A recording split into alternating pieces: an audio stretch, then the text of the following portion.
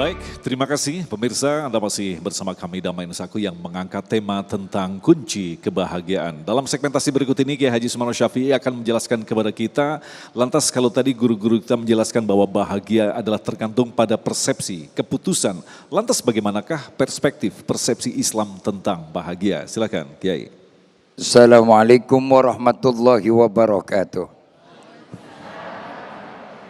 Alhamdulillahi haqqa hamdi wassalatu wassalamu ala khairi ibadi Sayyidina wa habibina wa syafi'ina wa qurrati a'yunina Muhammad wa ala alihi wa sahbihi wa man tabi'ahu huda ila yaumil ma'ad.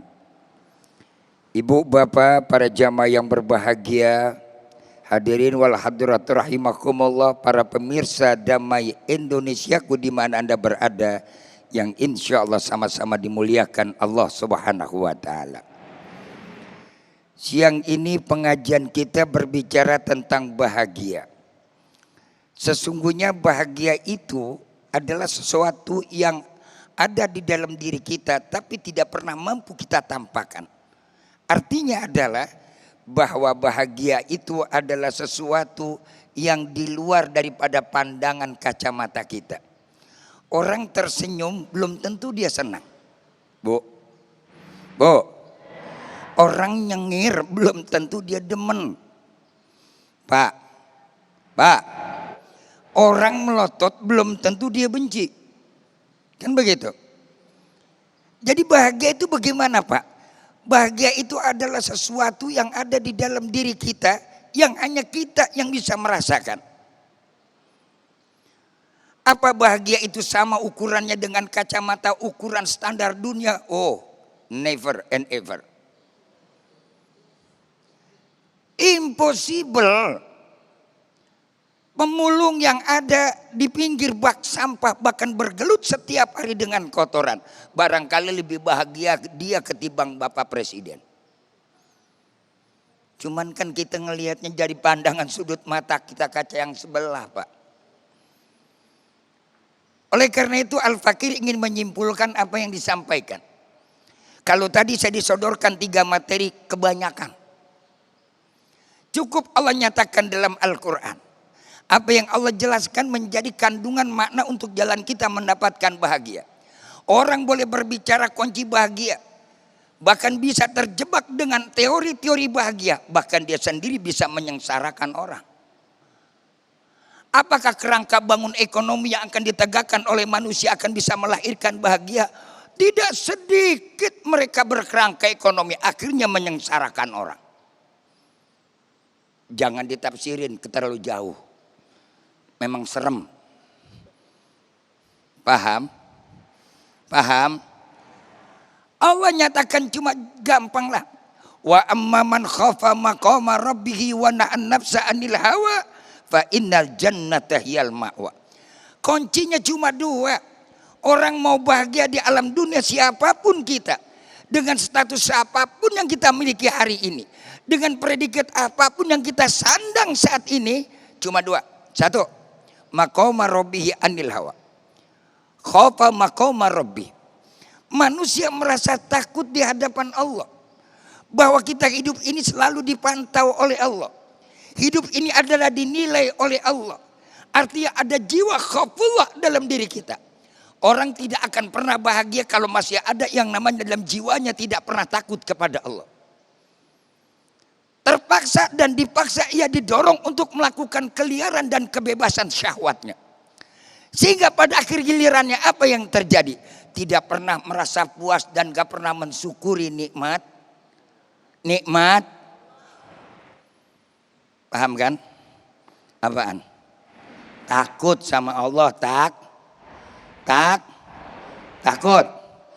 Takut sama Allah bukan lari, bukan, Bu. Artinya takut kepada Allah, illam takun tara fa innahu yarak. Walaupun kau tidak bisa memandang Allah dan Allah enggak bisa dipandang oleh kasat mata kita, tapi Allah melihat tingkah kita. Serem nih.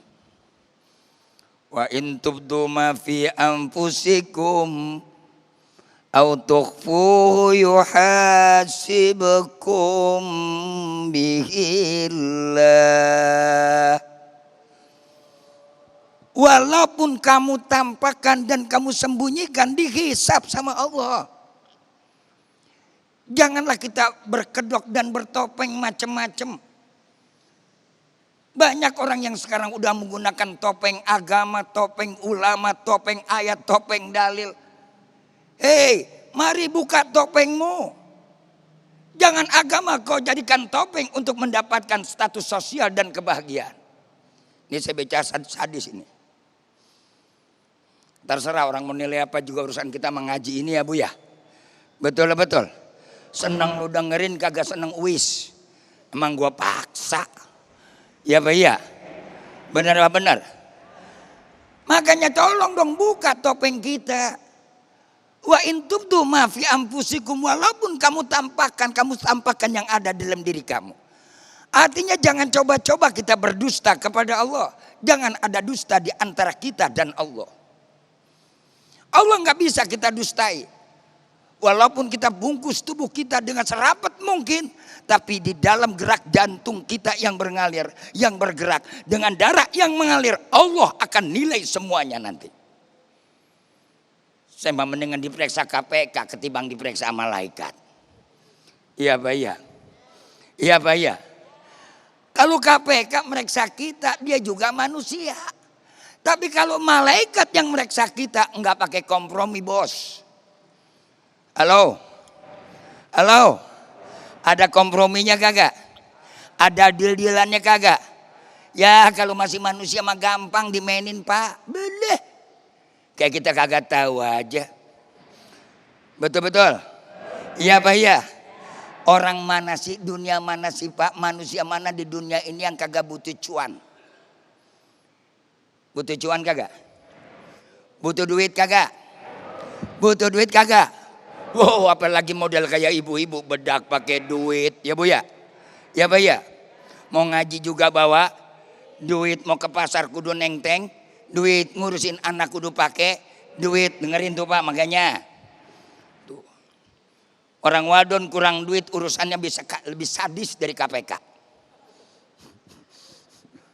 Tapi kalau malaikat mana Pak yang bisa dibayar Bu oleh manusia? Ibadun mukramuna la ya'sunallaha ma amarahum wa yaf'aluna ma yu'marun. Apa perintah Allah akan mereka lakukan semua. Tanpa pilih bulu, maka saya bilang, kalau manusia punya jiwa khaufullah, rasa takut kepada Allah, damai dirinya. Kalau udah damai dirinya, tentram rumah tangganya, tentram masyarakat, bangsa dan negara. Gampang, itu kunci bahagia dari Allah. Orang bahagia dengan ukuran pendapatan sekian katanya bisa senyum mulu. Orang gila senyum mulu. Jadi kalau orang bertanya orang paling bahagia di dunia siapa? Orang gila. Coba orang gila mikirin makan kagak? Orang gila mikirin duit kagak? Kalau orang hidup bahagianya relatif.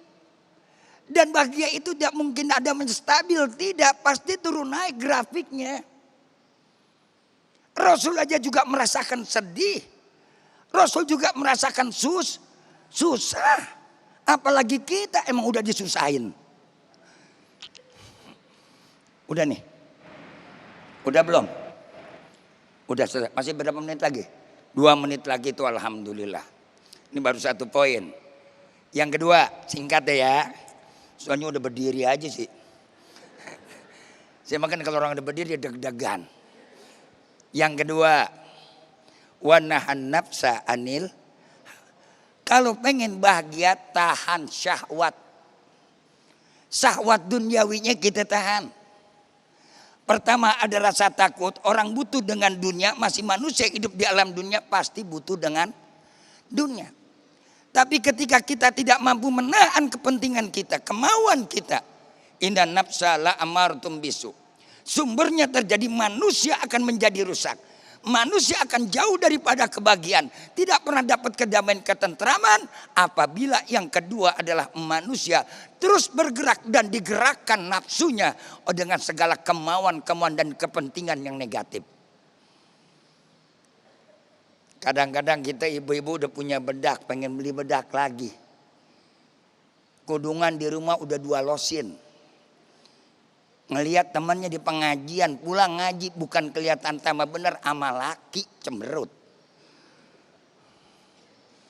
Mau berangkat pagi ngaji udah nyuruh laki. Bang, ntar kalau hujan ya, ono jemuran angkatin. Nah, mau pergi ngaji, laki diperintah. Malaikat sampai gode kepala. Apa tuh sebabnya ibu bapak hadirin rahimakumullah? Gampang, karena nafsunya tinggi. Ibadah pun gak boleh pakai nafsu. Orang ibadah pakai nafsu Pak, Masya Allah. Jangankan kita melihat yang di sini. Contoh lihat orang di Mekah begitu dia ibadah pakai nafsu. Depan Ka'bah lagi tawaf menjorok-jorogan.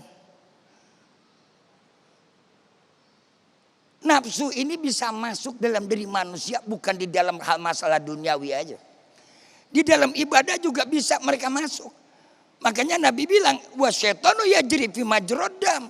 Setan itu berada di dalam sel diri manusia, maka di situ adanya setan. Ada orang kesetanan sujud mulu, kagak mikirin yang macam-macam, akhirnya sampai telantar. Ngaji mulu, laki kagak keurusan, nggak boleh. Ngerin bu, ngaji seminggu pul, laki kagak diurusin. Besok laki dilurusin sama janda tetangga sebelah. Selesai. Dan ntar aja kita sambung matanya jawab ya. Insya. Assalamualaikum warahmatullahi wabarakatuh. Masya Allah, telah kita simak bersama tausiah dari guru-guru kita. Sekarang di sebelah saya sudah ada jamaah yang ingin bertanya. Dengan siapa Bapak? Assalamualaikum warahmatullahi wabarakatuh. Waalaikumsalam warahmatullahi wabarakatuh. Saya Dedi Setiawan, ingin bertanya. Silakan pertanyaannya Pak. Bahwa sebenarnya kunci bahagia itu di diri kita sendiri ya. Namun kadang-kadang kita tidak konsisten. Bagaimana doanya supaya kita tetap konsisten di dalam supaya kita bahagia terus. Mungkin ada doa-doa khusus Pak Kiai, Pak Ustadz. Saya kira terima kasih pertanyaan saya. Assalamualaikum warahmatullahi wabarakatuh. Baik, terima kasih pertanyaannya Pak Dedi. Tentu kita akan mendengarkan jawaban dari guru-guru kita usai jeda berikut ini. Tetaplah bersama kami dalam Damai Indonesiaku.